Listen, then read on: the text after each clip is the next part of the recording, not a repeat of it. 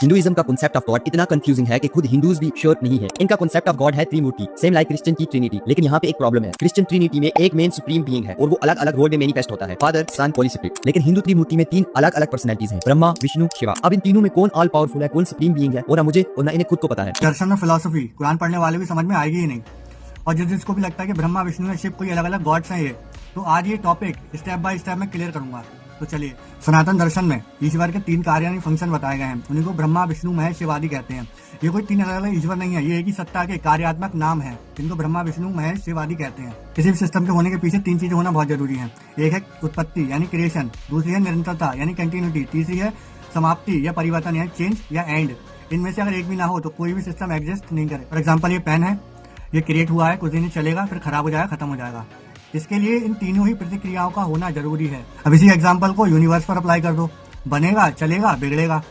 इन्हीं तीन नियमों को सनातन दर्शन में ब्रह्मा विष्णु महेश कहा जाता है। अगर ये तीन अलग अलग ईश्वर होते तो क्रिएशन कोई और सत्ता करती, सस्टेनेंस कोई और करता, डिस्ट्रक्शन कोई और करता। एक बनाना चाहता, एक चलाना ना चाहता, एक बिना किसी कारण उसको खत्म कर देता। लेकिन यूनिवर्स में नियम टकराते नहीं है। इससे यही पता लगता है कि एक ही सत्ता के तीन अलग अलग कार्य हैं। इसीलिए जो नियम सृष्टि बना रहा है उसको ब्रह्मा कह दिया, जो चला रहा है उसको विष्णु, और जो विनाश कर रहा है उसको शिव कह दिया जाता है। कोई व्यक्ति ऊपर बैठ के दुनिया नहीं बनाता है, वो नियम काम करता है वहाँ पर।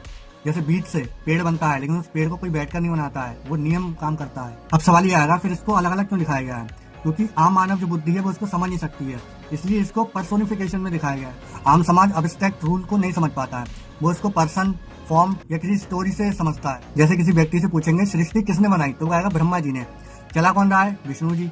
प्रलय कौन लेके आएगा? शिव जी।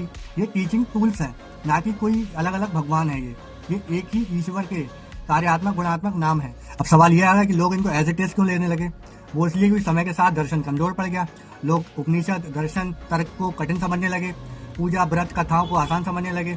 जब तर्क हटा तो प्रतीक को लिटरल समझने लगे। पुराणों का उद्देश्य दर्शन समझाना था कहानी के माध्यम से। समस्या तब हुई, उस कहानी को इतिहास समझ लिया गया, प्रतीक को वास्तविक व्यक्ति समझ लिया गया। हर संप्रदाय वाला अपने ही भगवान को बड़ा मानता था और दूसरे को छोटा। इससे क्या होता है? दर्शन मर जाता है, धर्म बचता है केवल। तो ब्रह्मा विष्णु महेश ये ईश्वर की सृष्टि के बनाए हुए नियम है जो कार्य रूप में प्रकट होते हैं।